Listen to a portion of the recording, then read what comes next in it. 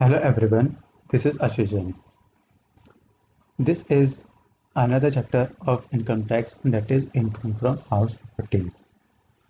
So, in this chapter, we will see which type of income is to be taxable under this head. Okay, now as you can see very well, the name suggests income from house property. That means income basically generate with those income which actually generate from the house property. So which type of income generally arise from house property? That is rent. So tax on the rent, tax on the rent which can be earned from the building. So there are two main important terms in this chapter, that is rent and the building.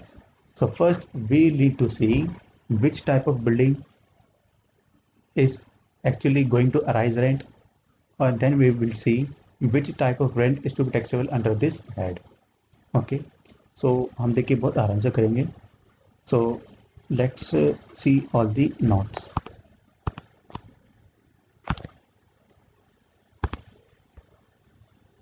Income from house property. In this chapter we are going to do these sections.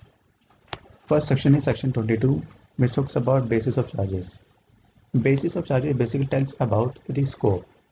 Okay, then section 23, how to calculate annual value. Section 24, what type of deduction the SSC can get under this head.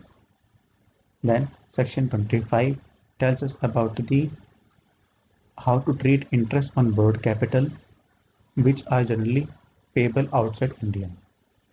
Then section 25AA, treatment of recovery of unrealized rent. 25B, special provisions of area for of rent received. Then section 26, details analysis of co-ownership. And then section 25, deemed honor.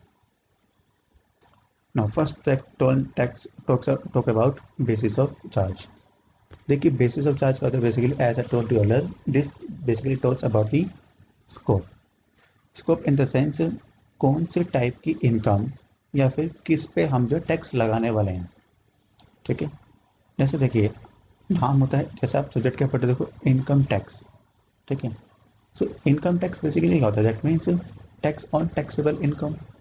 ठीक है, that means अगर आपकी income ही arise ना हो तो tax नहीं लगेगा. ठीक है, तो यहाँ पर भी हम पढ़ेंगे कि टैक्स अगर गवर्नमेंट लगाने जा रही है तो किस पे, हाउस प्रॉपर्टी पे. तो पता तो चले कौन सी हाउस प्रॉपर्टी, वो बताएगा basis of charge, that is called scope. जैसे देखिए हमें पढ़ता सेक्शन 4. सेक्शन 4 क्या बताता था पूरा, इनकम टैक्स, कि वहाँ पर government can levy tax on income. अगर सेक्शन 4 ही नहीं होता तो पूरा इनकम टैक्स ही नहीं होता. सेम हमने पढ़ा था section 13 in the chapter of income from salary. That means हमने सेक्शन 13 पढ़ा था which type of salary is to be taxable under the head taxable. Section 13 पढ़ा था, अगर सेक्शन 13 नहीं होता तो इनकम फ्रॉम सैलरी भी नहीं होता. सेम यहाँ पर है basis of charge, that is section 22. Okay, now first point is annual value of building and land appurtenant thereto is taxable under this head. क्या कह रहा है ये, एनुअल वैल्यू ऑफ बिल्डिंग, कौन सी बिल्डिंग, ये हम आगे पढ़ेंगे.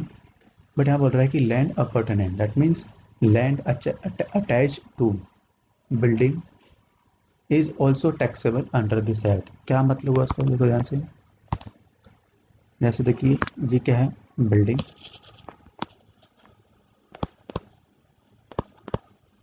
ठीक है, एंड ये क्या है, लैंड.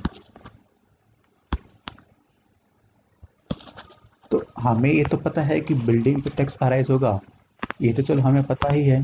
बट ये कैसे पता लगे कि लैंड लगे, वो उसके बताना पड़ेगा ना सेक्शन 22 में. सो सेक्शन 22 में बोला हुआ है कि building as well as land attach to that building is also taxable under the head house property. ठीक है, अब ये बिल्डिंग देखिए कोई भी बिल्डिंग हो सकती है. ये बिल्डिंग देखिए कोई भी बिल्डिंग, कोई भी building in the sense residential और मे बी कमर्शियल, कोई भी बिल्डिंग हो सकती है.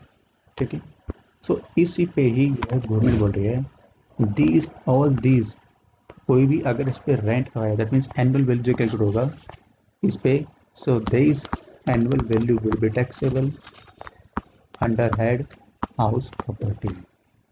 आई रिपीट, बिल्डिंग कौन सी हो, रेजिडेंशियल हो चाहे वो कमर्शियल हो, उसकी जो एनुअल वैल्यू कैलकुलेट होगी वो टैक्सेबल होगी under the head house property. Okay, तो यहाँ पर मेन फोकस किस पे करना था, land attach to building. Okay, so ये था आपका first point.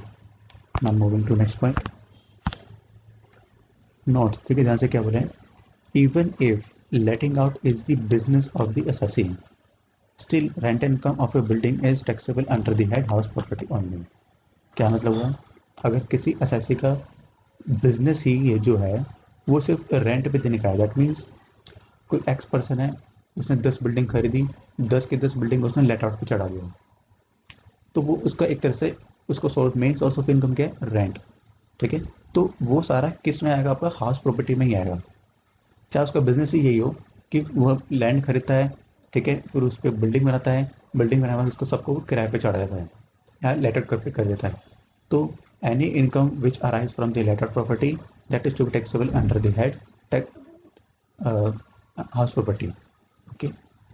However, however, in the following cases, rental income of the building is not taxable under this head.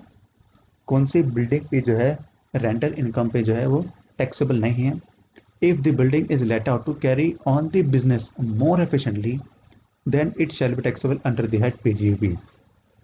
देखिए ये कंसेप्ट थोड़ा सा सीए से रिलेटेड है। क्या मतलब होता है, देखिए इस पॉइंट का मतलब क्या है, that means A substantial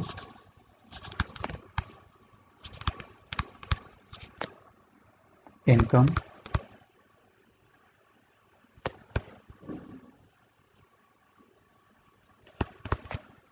generating from business, then it is to be taxable under PGB। क्या मतलब हुआ सर इसका, इट मीन्स अगर आपकी कोई भी इनकम या किसी असेसी की income substantial income that means more than 50% अगर बिजनेस से आ रही है, जैसे मैंने आपको वही बोला अभी, जैसे मान लीजिए मॉल है, ठीक है, आपने मॉल आपने किराए पे चढ़ा दिया, ठीक है, कोई आपने बिजनेस सेटअप किया उसको आपने रेंट पे चढ़ा दिया, एक बिल्डिंग पे, उसी बिल्डिंग पे, ठीक है। सो अगर उस पे इनकम अगर आपकी मोर than 50% of the total income उससे ज़्यादा आ रही है, जैसे मान लीजिए अगर आपकी total income sorry GTL, this will B GTL, if GTI is rupees 8 lakh and the substantial income generating from the business कितना है आपका, suppose 5 lakh, which is more than 50%, then this income will be taxable under the head PGB। Okay, I repeat, अगर मान लीजिए किसी असासी में कोई भी बिल्डिंग हो जो जिसपे जो बिजनेस रन हो रहा हो, अगर उसको लेट आउट पे कर दिया, किराए पे चढ़ा दिया, ठीक है तो वो बिजनेस इनकम, लेकिन वो PGB पे तभी टैक्सेबल होगी if it is more than 50% of the total income. Okay, next, in case of composite rent if it is inseparable.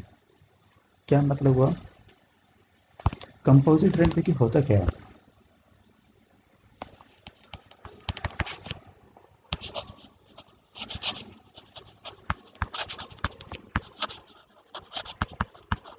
Composite rent in the sense there is a mixture of income.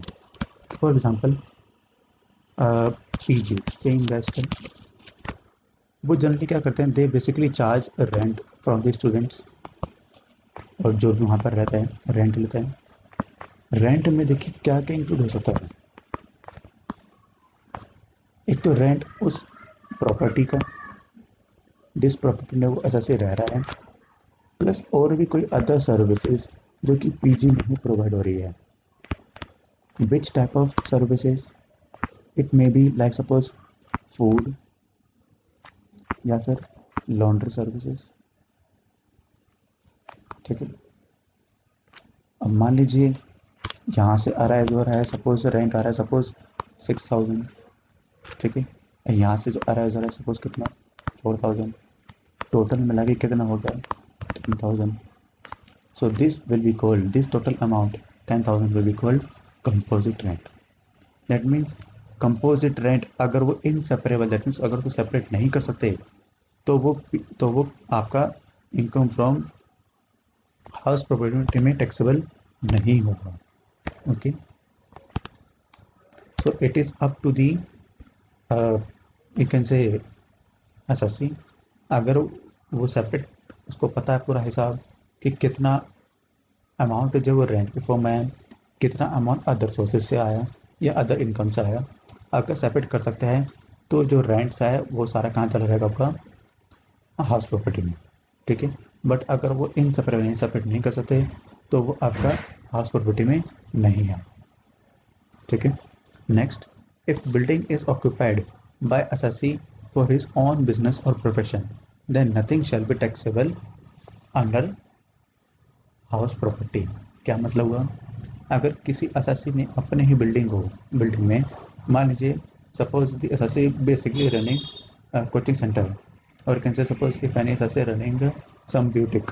Okay, so this whole amount, or you can say any income arising from the business, that is to be taxable under PGBP, not income from house property। Okay, I repeat, अगर किसी असासे ने अपने ही building को खुद के profession में लगा रहा है या खुद के बिजनेस में उसको रन करा रहा है, ठीक है, तो उस केस में जो है वो हाउस प्रॉपर्टी में कोई भी टैक्सेबल नहीं होगा। Then income under this head shall be taxable only if SSC is a owner. Obviously rent कौन लेगा, ओनर लेगा, तो ओनर पे ही तो टैक्सेबल होगा। ठीक है, बट यहाँ पर इसी पॉइंट पे फोकस करना है आपको, ओनर पे। ठीक है, सो ये था आपका सेक्शन 22। फर्स्ट हमने पढ़ा कि लैंड अगर अटैचेबल नहीं पे तो वो टैक्सेबल होगा, कब कब टैक्सेबल नहीं होगा, सॉरी कब कब टैक्सेबल नहीं होगा, अगर वो सब्सटैंशियल इनकम है या फिर कंपोजिट रेंट है। ठीक है, या फिर अगर असेसी ने अपनी बिल्डिंग को ही बिजनेस पर्पज़ के लिए यूज़ कर रहे हैं। So this three income will not count under house property. Now the next topic is deemed honour, यानी कि डीम्ड ऑनर मतलब क्या था, यानी कि इन सब पर्सन को ऑनर माना गया है नहीं, वो एक्चुअली में उनको माना गया है। देखो अगर हैं तो वो तो पता चलता है किसी के नाम किसकी रजिस्ट्री है या फिर किसके नाम पे बिल्डिंग है, तो फिर उस पर पता लगता है कि वो ओनर है। बट कुछ केसेस ऐसे हैं जहाँ पर गवर्नमेंट ने टैक्स वसूलने के लिए इनको डीम्ड ओनर माना गया है। क्या क्या है देखिए ध्यान से, in the case of transfer to spouse और minor child without adequate consideration, transfer shall be deemed as owner. क्या मतलब हुआ सर इसका, देखिए ध्यान से, देखिए गवर्नमेंट कोई भी अगर रूल लेके आती है ना, तो पब्लिक जो है गेम खेलती है उसमें, तो उस केस लिए गवर्नमेंट को अपने लॉ में चेंजेस करने पड़ते हैं। हम किसकी बात कर रहे हैं, डीम्ड ओनर की बात कर रहे हैं। एक एग्जांपल होता है,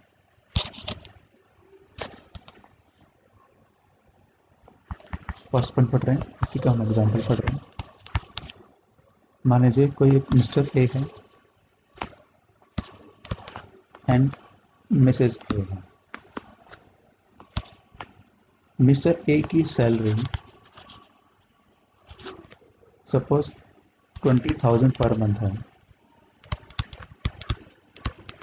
सो एनुअल इनकम कितनी होगी 2,40,000, and he is also receiving rent suppose, चलिए इसको हम ना 40,000 रख लेंगे।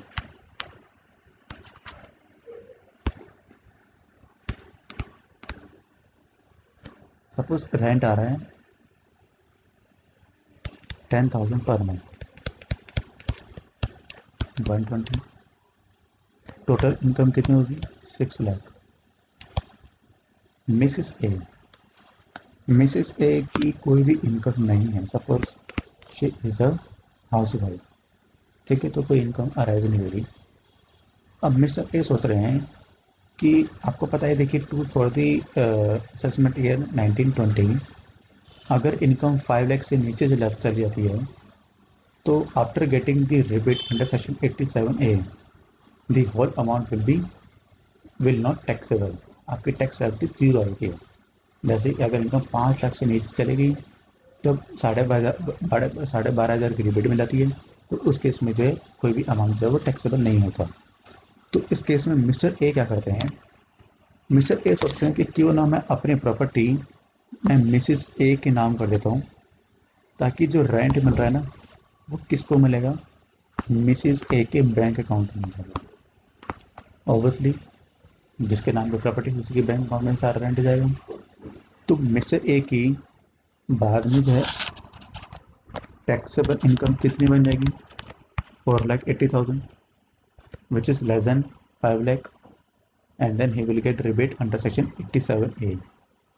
तो उस केस में इनकी इनकम ज़ीरो हो जाएगी, एंड इनकी इनकम तो 120 ही होगी which is under slab rate, तो इनका भी टैक्स नहीं होगा, ठीक है। तो यहाँ पर मिस्टर ए ने अपना इनकम को बचाने के लिए, टैक्सेबल इनकम को बचाने के लिए अपनी प्रॉपर्टी को किसके नाम कर दी, मिसिस ए के नाम कर दी, ठीक है।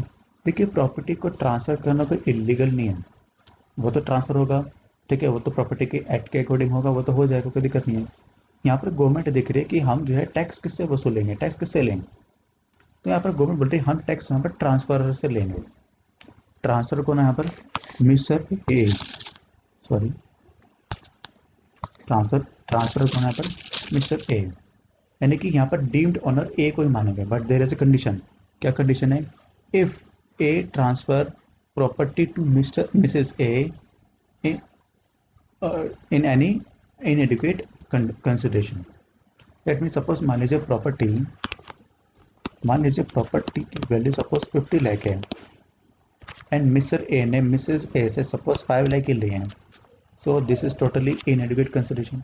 तो इस केस में हम जो मिस्टर ए को ही डीम्ड ऑनर मानेंगे, यानी कि टैक्सेबल इनकम हम मिस्टर ए के ही लेंगे, ठीक है। दो केस हो सकते हैं, अगर ट्रांसफ़र करा है विदाउट कंसिडरेशन, और यहाँ पर मैं लिख देता हूँ विदाउट कंसिडरेशन और इनएडुकेट कंसिडरेशन, दोनों ही केस में मिस्टर ए को ही डीम्ड ऑनर माना जाएगा। Okay, so this is the first point. Next point, holder of impartible estate is deemed as honour.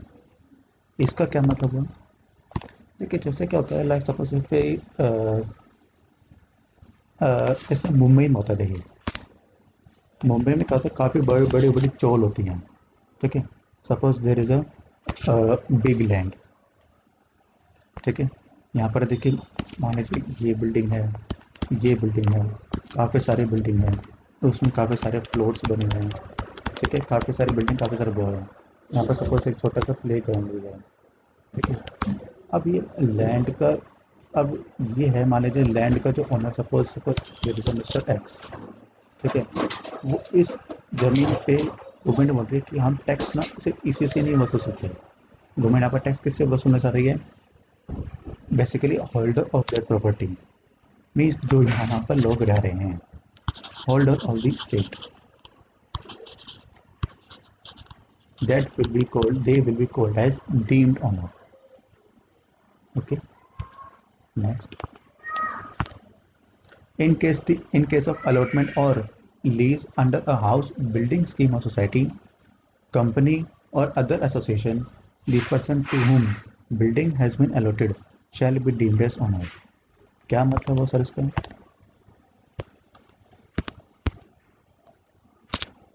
Third point, suppose there is a big land, ठीक है, यहाँ पर suppose काफ़ी बड़ी बड़ी 10 बिल्डिंग है,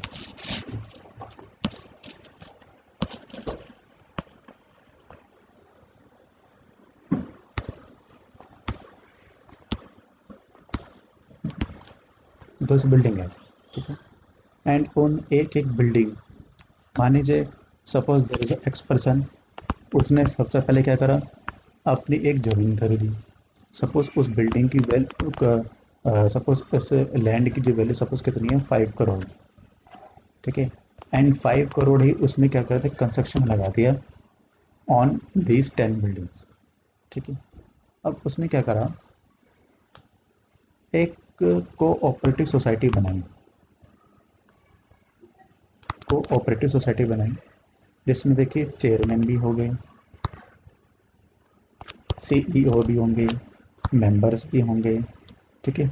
तो वो क्या करेंगे, जो भी खर्चे होंगे तो वो क्यूमुलेटिव हो गए, नेट मीन्स उनका एक जॉइंट अकाउंट होगा, इस किस नाम से होगा, कोऑपरेटिव सोसाइटी से होगा, तो उसी से सारे एक्सपेंसेस भी होंगे। ठीक है। कोई भी इनकम अराइज होगी तो इसी बैंक अकाउंट में आएंगे। ठीक है। तो यहाँ पर ये अराइज हो रहा है कि मान लीजिए इस 10 बिल्डिंग, मान लीजिए 10 10 फ्लोर हैं। ठीक है।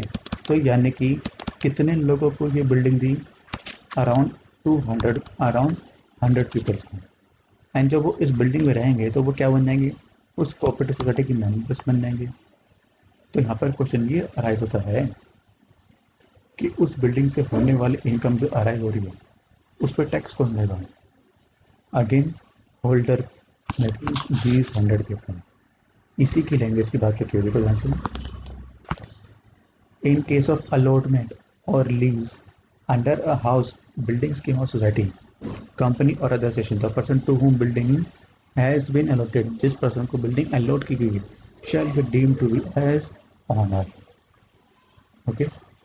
Next point, the person who acquired house without registration in part of performance or contract under section 53A transfer property act 1882 is deemed as owner।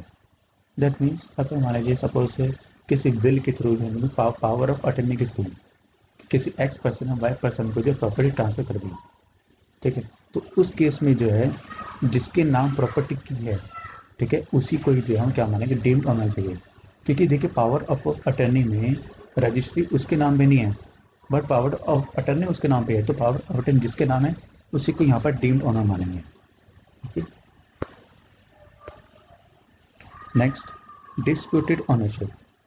अच्छा, यहाँ पर एक पॉइंट रहेगा आपका। हाँ, यहाँ पर मैंने एग्जांपल लेता इन the case of spouse, same यहाँ पर एग्जांपल आपका माइनर चाइल्ड केस में। ठीक है। देखिए अगर कोई पर्सन अगर माइनर चाइल्ड के साथ कोई भी कॉन्ट्रैक्ट अग्रीमेंट करता है, सो वो तो वैसे भी इलीगल होता है।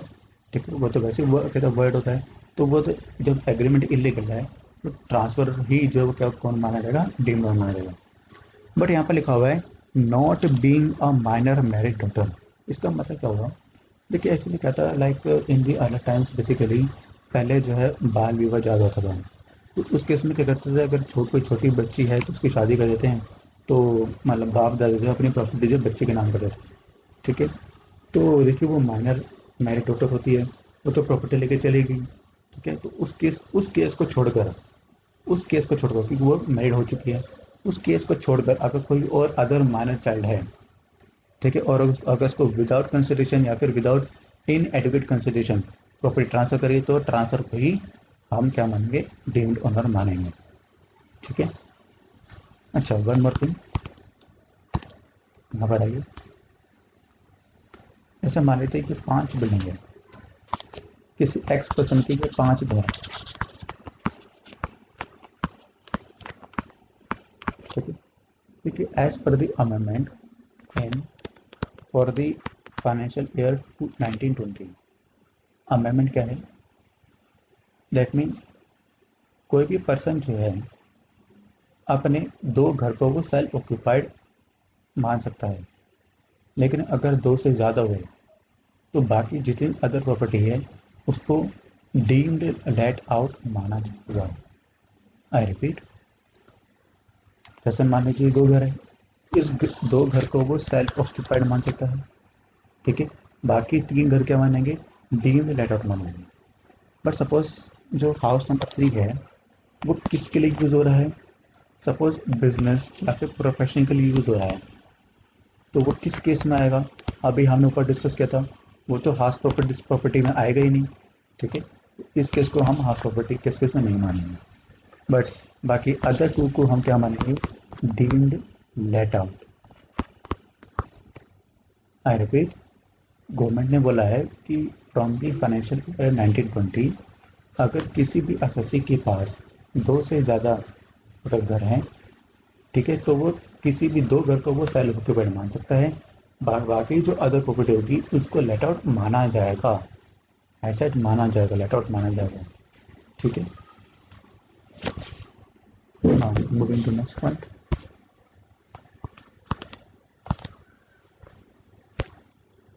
Method of computation. देखिए कैलकुलेशन कैसे होगी for the income from house property. First step is calculation of gross annual value, then we will deduct municipal tax paid by owner. यहाँ ध्यान से सुनिए, ये क्या होगा, पेड बाय ओनर। टेनेंट ने पे किया तो नहीं माना जाएगा, सर ड्यू हुआ तो भी नहीं माना जाएगा। मीन्स अगर किसी फाइनेंशियल ईयर में अगर इसको पे किया है तो ही डिड होगा, अदरवाइज होगा ही नहीं, ठीक है। Then we will get net annual value. Then there are basically two types of deduction under section 24. First one is 24A, that means government giving state away 30% deduction, which is called standard deduction.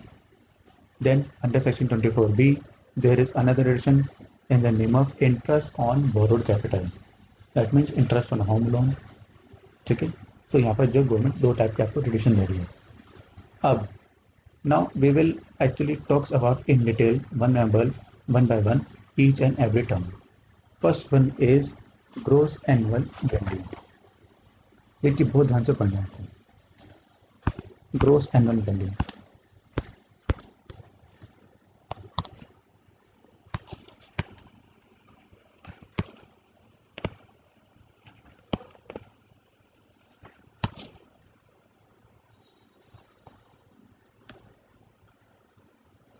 देखिए while calculating gross annual value we will have some terms. First one is municipal value,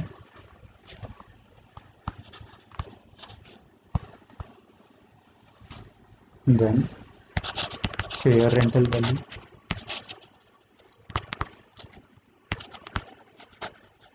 then standard rent,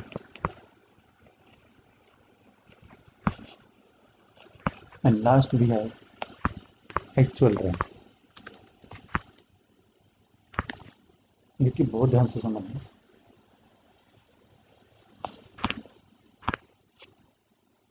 देखिए municipal value क्या होती है basically, which actually tells about the value of the house property as per government, okay। I repeat, municipal value means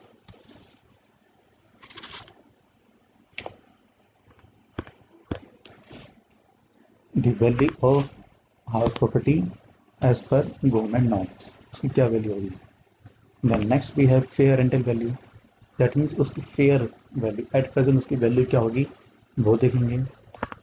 then we will have standard rent which basically called a minimum value, at least इतना तो charge करना चाहिए, ठीक है। Then last we have actual rent, that means actually कितना rent arise हो रहा है from those house property, okay. So देखिए कैलकुलेशन आपको देखिए कैसे करनी है। First we will compare municipal value and fair rental value.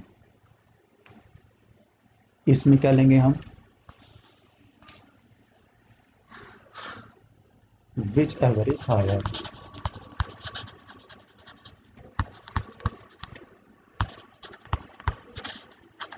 Whichever is higher.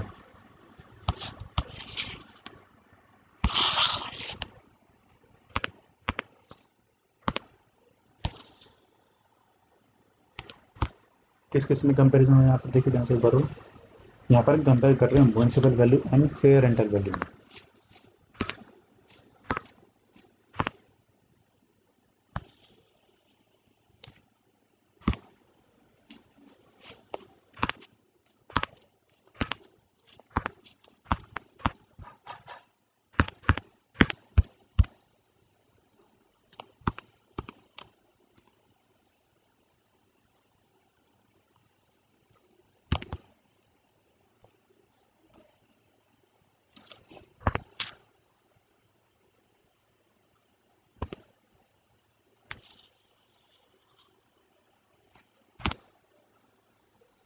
So first we'll take the higher of these, that is municipal value and current rental value. Okay. Then we will compare with standard rent. That means जो भी higher value होगी उस higher value को हम compare कैसे करेंगे, हम standard rent से.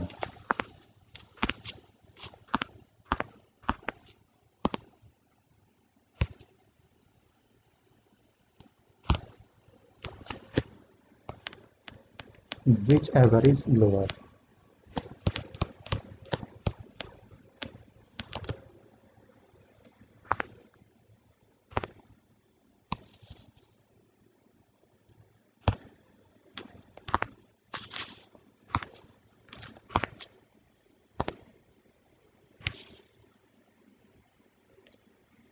Okay, which ever is lower. देखिए मैं फिर से रिपीट कर रहा हूँ. पहले हम कंपेयर करेंगे municipal value and current value.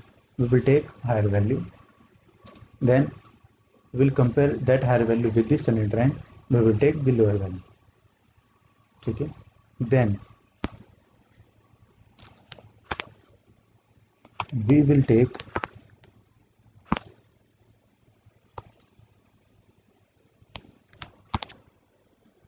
whichever is higher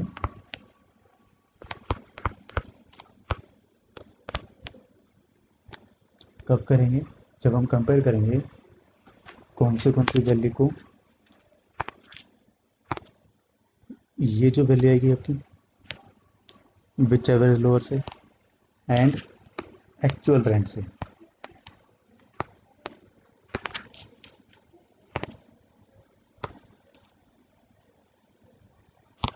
okay.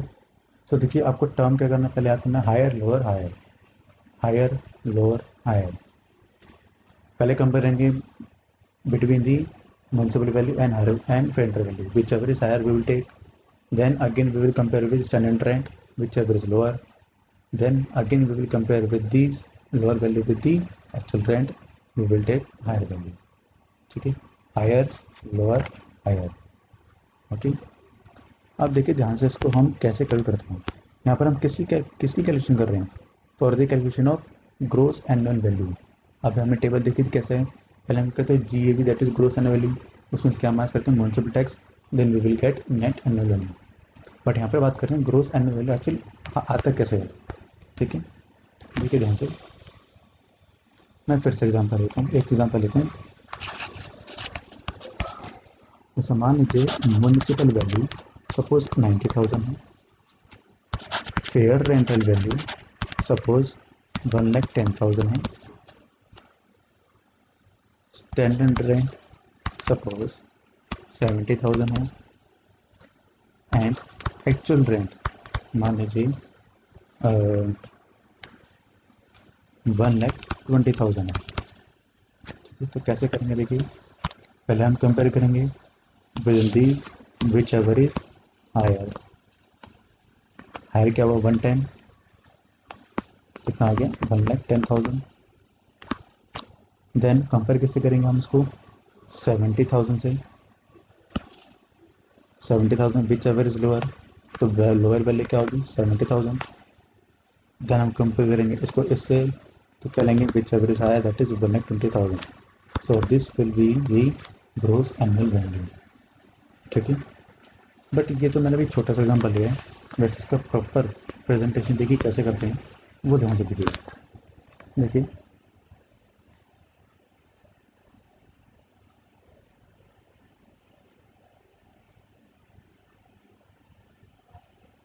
मान लीजिए इसी क्वेश्चन में आपको अनरियलाइज रेंट गिवन है,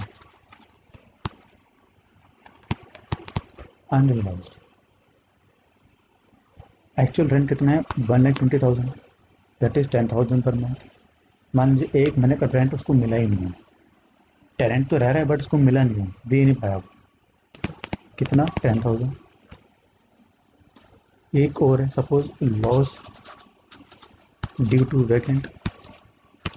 इसका क्या मतलब हुआ सर, इसका मतलब है अगर मान लीजिए टेनेंट जो है रहा ही सपोज 11 मंथ्स है, एक महीने का मिला नहीं है. ठीक है. और मान लीजिए सपोज इसको कर देते हैं सपोज 2 मंथ्स का, ताकि वैल्यू आपको सही रहे. ठीक है। Loss due to that is 10,000, that means for the 1। मैं फिर से रिपीट कर देता हूँ। Loss due to vacant means tenant ने जो है उस किराए के मकान को छोड़ दिया, वो 12 महीने नहीं रहा, वो 11 महीने रहा, तो 1 महीने का तो लॉस हो गया। ठीक है। और 2 महीने का वो टेनेंट जो है दे ही नहीं पाया। ठीक है। तो वो क्या हुआ, अनरियलाइज रेंट, दैट इज ₹20,000। ठीक है। अब देखिए इसी सेम क्वेश्चन को कैसे लिया, पहले देखिए आंसर क्या है आपका, 1,20,000 आ रहा। अब देखिए आंसर आपका चेंज हो जाएगा। ध्यान से देखिएगा किसी कैलकुलेशन कैसे करनी है, प्रोसीजर वही रहेगा। पहले हम क्या करेंगे, कंपेरिजन करेंगे between municipal value and fair value, whichever is higher, that is value कितनी आपकी 1,10,000। देन कंपेयर किससे करेंगे हम, स्टैंडर्ड रेंट से, क्या वैल्यू लेंगे हम 70,000। ठीक है। अब इसको माइंड में रखिए वैल्यू कितनी है, which ever is lower that is 70,000। अब एक्चुअल रेंट निकालना कैसे है, पहले आप यह ध्यान से देखिए। अब एक्चुअल रेंट क्या होगा, देखिए पहले एक्चुअल रेंट कितना था 1,20,000, अगर पूरे साल होता तो। ठीक है। अब इसमें से पहले तो हम क्या करेंगे, अनरियलाइज रेंट वो माइनस करेंगे, कितना नहीं मिला 20,000, कितना आ गया ये 1 लाख, 1 लाख आ गया। Now we will compare this amount with the standard rent. I repeat, पहले एक्चुअल रेंट को माइनस करो अनरियलाइज रेंट से, जो भी वैल्यू आएगी then we will compare that amount with the standard rent.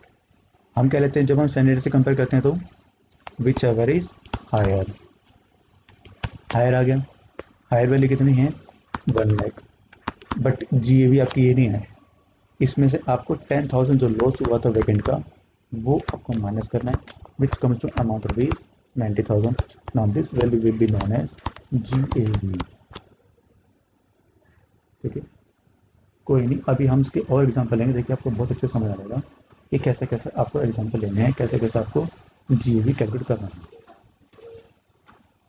देखिए ध्यान से, मैं और एक एग्जाम्पल देता हूँ।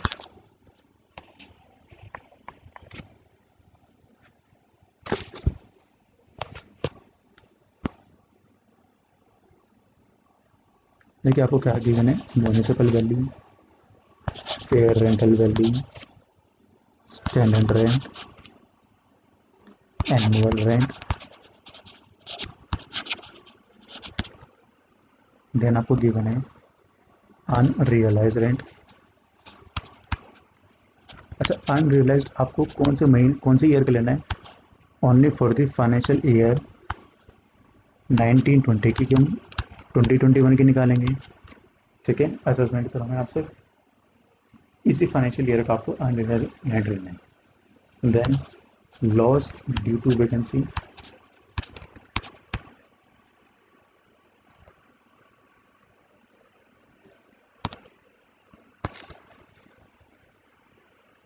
देखिए आपको वैल्यू कितनी गिवन है, सपोज 60,000, 68,000, 62,000। अनरियलाइज रेंट जो है वो कितना है, कितना नहीं मिला, सपोज 2,000। ठीक है। एनुअल रेंट सपोज है 67,000 and loss due to vacancy suppose amount is 1,000। ठीक है। अब देखिए इस केस में कैसे कैलकुलेट करेंगे, पहले मैंने आपको बताया क्या बताया था, पहले आपको कंपेयर करना है municipal value and fair rental value. क्या लेते वैल्यू हम whichever is higher, that is कितना अमाउंट है आपका 68,000। अब इस अमाउंट को कंपेयर करना है आपको स्टैंडर्ड रेंट से, and we will consider only the lower value which comes to amount rupees 62,000। ये आ गया आपका। अब इसको साइड में रखो। आप आपको एनुअल रेंट देखना है कितना आएगा आपका। देखिए एनुअल रेंट वैसे एक्चुअली है कितना 67,000। ये कब होगा, जब पूरे साल रेंट मिल जाएगा, बट पूरे साल नहीं मिला। पहले हम क्या करेंगे, अनरियलाइज रेंट को माइनस करेंगे, कितना आया 65,000। ठीक है। अब इसको हम कंपेयर करेंगे विद दी स्टैंडर्ड रेंट। हम क्या कंसिडर करते हैं, विच एवर इज हायर, तो whichever is higher value कितनी है 65,000, यही वैल्यू है 65,000।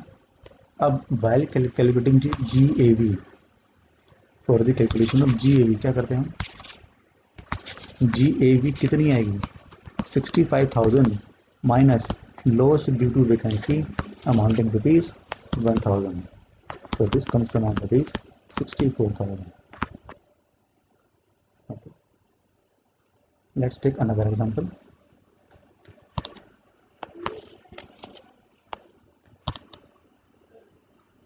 मान लीजिए ये वैल्यू सपोज है आपकी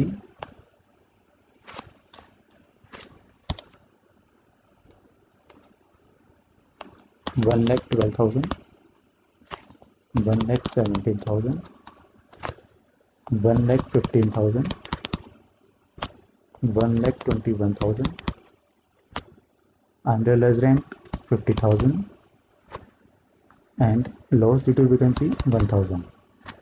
ओके, ये केस आपका प्रोसीजर वही सेम है ना आपको. कैसे कैसे देखो, हम क्या करेंगे, पहले विच एवर इज हायर, ठीक है, then whichever is lower, ठीक है. तो देखिए विच एवर इज हायर कितना अमाउंट आपका आया सेकंड केस में. विच एवर इज हायर कितनी वैल्यू आपकी 1,17,000, ठीक है. Then we will compare with the standard rent and take only the lowest value, that is 1,15,000 आपका आ गया. Then we will keep this amount aside and then we will compare it with actual rent. Actual rent देखिए कितना था, पूरे साल में कितना रेंट आया था 1,21,000 माइनस क्या करेंगे हम अनरियलाइज्ड रेंट दैट इज 50,000. कितना आया आपका amount which comes to amount rupees 71,000. Compare करेंगे तो कितनी आपकी हाईएस्ट वैल्यू कितनी आई है that is 1,15,000. Now we will detect loss due to vacancy that is rupees 1,000 which comes to amount rupees 1,14,000. Now this will be the amount of GAV, that is gross annual value. Okay, so I hope you have understood this very well, how to calculate annual value. ये होगा आपका annual value. Now let's talk about the municipal tax. देखिए municipal tax के लिए आपको ध्यान से देखिएगा उधर,